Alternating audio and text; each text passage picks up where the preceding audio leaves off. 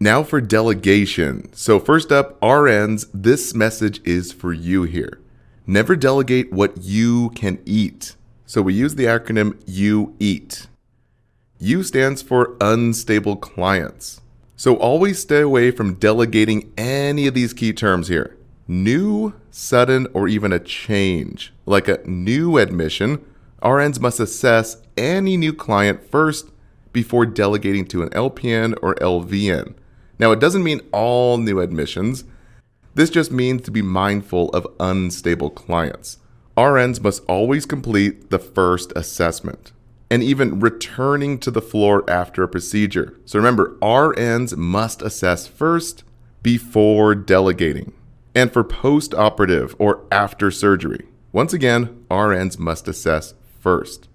Next is for unstable blood sugar. Since RNs must trend sugar levels and unstable vital signs or even lab values too. Trending is for the RN, so trending and interpreting lab values, which we'll talk about next. And especially for clients who suddenly change, specifically respiratory rate or neurostatus. So RNs must be vigilant on unstable clients. Now E in U-EAT is for evaluation. So evaluation of trending or interpreting lab values, as well as pain progress or even vital signs, to LPN, LVN, or even CNA. Now yes, LVNs and LPNs can take vital signs and do pain scale assessments, but they cannot evaluate or trend, even if it may seem obvious. Now A is for assessments. Remember, RNs cannot delegate key terms here. Initial, first, or primary assessments. Just think unstable clients who are new here. Key terms there. So a new admission or even a client returning to the floor from a procedure, we have a change in environment. And even after a surgery, fresh post-op who are post-operative. Remember, these clients need a primary or first assessment by the RN. Now, how about a 3-day-old chest pain patient? Well, yes, we can delegate this. The key term here is a 3-day-old chest pain patient. This client here is stable, unless the question states that there's new or sudden pain. Now, T is for teaching. Just like assessments, RNs must do the key terms: initial, first, or primary education or teaching. Now, LVNs and LPNs can reinforce education, but they can never give the first or initial education. For example, they can give reminders like when to use the incentive spirometer after surgery and why it's needed. But again, this comes as secondary education. Now the last one, which is a big one here. No delegation of IV push medications. So write that down. RNs are the only ones to do IV push medications.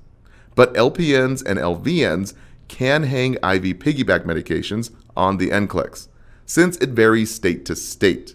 Now for CNAs and UAPs, our unlicensed assistive personnel, that's a big no-no on all medications here. Now a little side note on IV meds and LPNs. They can take an IV certification course to start IVs and give some pain meds IV. But again, each state is different and it's typically not on the NCLEX here. So no blood transfusions or blood products like RBCs, platelets, or even plasma, and no central line drugs or even TPN, that total parenteral nutrition. So take a screenshot of this chart here, and if any of these keywords pop up in a question, just know that RNs should never delegate what you can eat.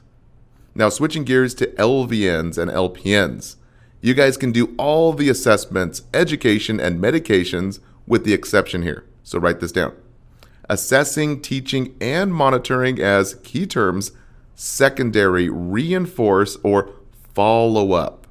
Not initial, not first, and not primary. Now for all the insertion and maintenance of tubes and drains, like NG tube, as well as G tubes, Foleys, and even glucose checks and the rest, LVNs and LPNs can definitely do that.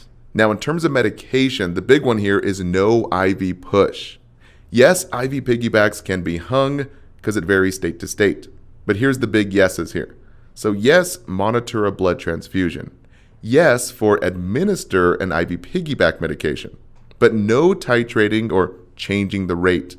Only RNs can titrate. And yes, LVNs and LPNs can calculate and monitor IV flow rates. And the last yes, PO, subcutaneous, and IM injections are always a definite go. So just think here. Yes, you can take care of long-term patients who are going to be discharged. But the big no-no list for LPNs and LVNs is no newly admitted patients, no new post-op patients, no evaluation of labs or vitals, and no initial assessment or first teaching. Just think no-nos on the news and yes on the long-term reinforcement. Now lastly is the CNAs and UAPs, our certified nursing assistants, and as the NCLEX loves to use, UAP, the unlicensed assistive personnel. These guys can do all the following. We use the acronym VAPOR. So for all the key terms on the NCLEX, just think VAPOR.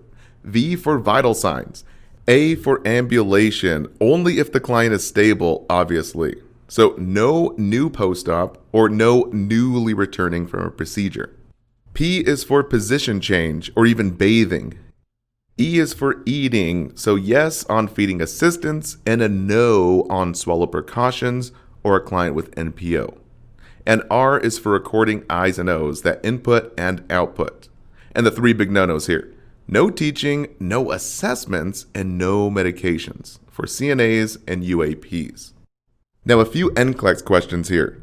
Question number 1. A client newly admitted for a myocardial infarction, basically a heart attack. Appropriate activities to assign to the unlicensed assistive personnel, the UAP, would include all the following except option number 1, teaching about the foods that are high in sodium. Yes, you cannot delegate teaching. How about number 2, recording input and output? Yes, that's fine. Option 3, assisting with ambulation to the restroom? Sure. I mean, it's newly admitted for myocardial infarction, so you might want to be careful, but ambulation assistance is definitely recommended for a UAP.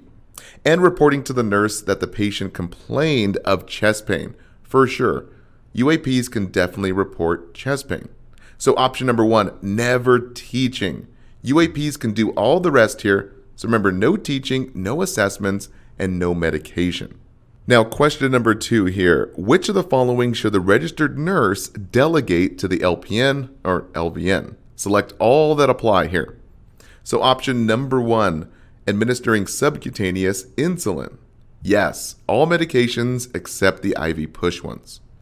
Assessment of a client returning after an ERCP procedure. No, the key term here is returning from a procedure. Clients must do that initial assessment when a patient returns to the floor.